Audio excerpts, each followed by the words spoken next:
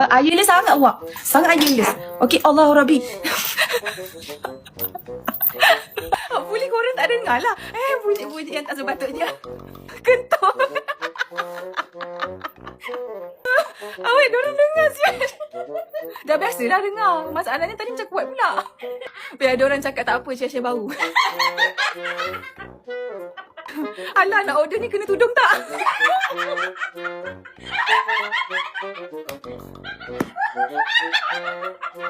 Bungok lah, sakit perut aku. Aku nak berniaga tu, jadi tak berniaga dia. Tak fokus, Mak. Weh, beli tudung free kentut. Weh, jangan weh. Weh, ada orang cakap, okey lah tu, kira free gift.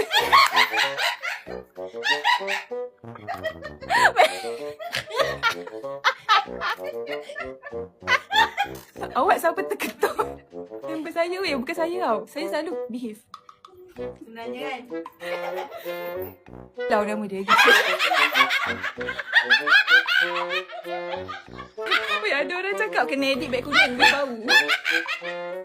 Jangan sebut nama aku lagi.